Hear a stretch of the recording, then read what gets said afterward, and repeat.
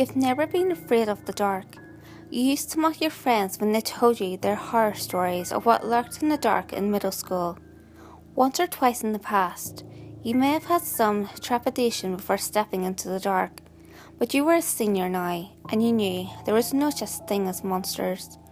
There were no vampires haunting in the perfect darkness of night.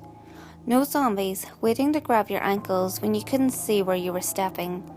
And there were certainly no ghosts waiting for you to turn the lights out so they could appear in your bedroom. These were the nightmares you never had, because there was no reason to fear what didn't exist. You never had a reason to fear the dark, but if you had, maybe you wouldn't be where you are right now. It was always a show of fearlessness when you took the unlit alleyway as a shortcut on your way home. Not every time, but when you were walking with some friends, and the opportunity presented itself, you would slink down the path while they weren't around, hoping they wouldn't notice you were gone. You'd wait until they were just about to go to the other end of the alleyway, and you'd leap out and give them a scare. You further solidified their fear of the dark while elevating your own, with each uneventful trek through the darkness, at least, until that time where it took your friends a little bit longer to realise you were gone. For the first time, you encountered something unexpected in the void of light. It grabbed you, choked you, and as you thrashed, you felt even more of these beings as they grabbed your arms and legs and pinned them. The last thing you heard before succumbing to unconsciousness was the panicked voices of your friends calling out for you. Now, you have nightmares every night. That's not to say that iron cage you're locked in brings you any comfort when you awake. The grimy metal encloses all around you, not giving you enough room to even stretch your legs.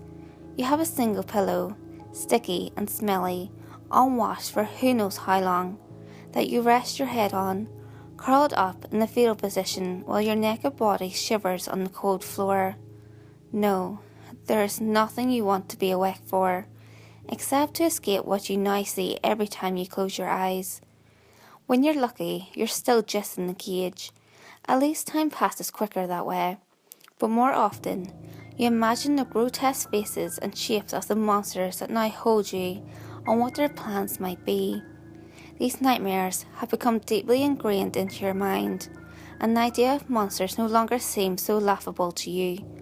This dreamscape of horrors ruins rampant in your sleep, as if making up for the lost years of peaceful nights. It's been dark for days now, maybe weeks.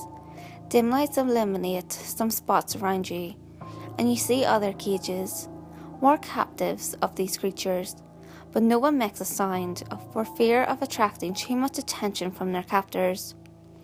Food comes scarcely, a putrid gruel just edible enough to keep you alive. You eat it, praying that salvation may come, but this routine continues, day after day, weaning you from your hopes and prayers. But one day, the routine stops.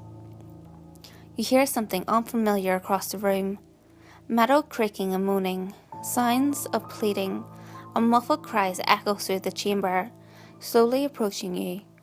Eventually, they make their way to your personal prison. The cage door creaks as it opens, but you merely weep quietly as your hands are tied and gag fills your mouth, knowing that nothing you can say will sway this creature. It pushes you into line with other victims, and slowly you march along until the line approaches a single heavy door. One by one, captives are marched through this door as it opens and slams shut behind them. No one has come back out.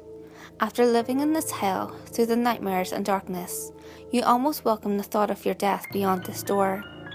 Every few minutes, another victim passes through. Maybe it's a quick death. You hope. You hope for painless too, but life could hardly be that fair. Only 2 more remain in front of you. You imagine saying goodbye to your friends and family. 1 left. You pray for forgiveness, just to be safe. Now, it's just you and the door. You hear nothing beyond it. Silence surrounds you. You look behind you. You can just make out a figure standing there. There is no escape. You accept death and prepare yourself. The door opens and a hand grabs to pull you inside. You hear the door slam shut behind you. The same hand pulls you forward by the wrist a few more steps. It is unmistakably human. It lets go, and after just a moment's wait, a bright light blinds you. It seems brighter than any light you've ever seen before. You turn about and try to find the source, but suddenly that never-ending silence is broken by the murmuring of voices. You stop moving and hope for your vision to return as quickly as possible. Gradually, you begin to make out faces, people. They stare at you in their near darkness from slightly below. You finally find the source of the light above you, and you realise you're on the stage. Your mind races to explain what's happening, but as you look over the faces of the crowd in front of you, there's one you recognise. A teacher of yours, Mr. Gorman. You're in his physics class right now, and you can tell by the shocked look on his face that he recognises you. You try to call out, to beg for help, but the gag ensures only muffled nonsense comes out. You only get to plead for a few seconds before a voice booms over an intercom. This is the last one for tonight, people, so lay down what you've got now. Bidding starts at 10,000. Hands go up in the crowd, racing the bids higher, and you can only watch in horror as your last hope. Mr. Corman breaks a sly smile over his face and raises his hand as well. You were right about monsters at least. They don't exist. But as you look at the sadistic faces filling the crowd in front of you, you understand that there are far more sinister things hiding in the dark, and that your nightmares are just beginning.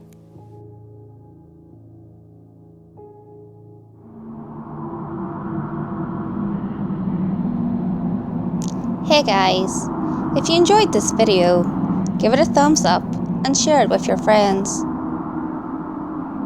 You can also leave a comment below. All feedback, good or otherwise, is always appreciated. If you have any creepy stories of your own, or of any topics that you would like me to cover, feel free to send them in via any of my social media. You can find all links to my social media in the description below. Until next time guys, make sure you lock your doors, stay safe, and I'll see you next video.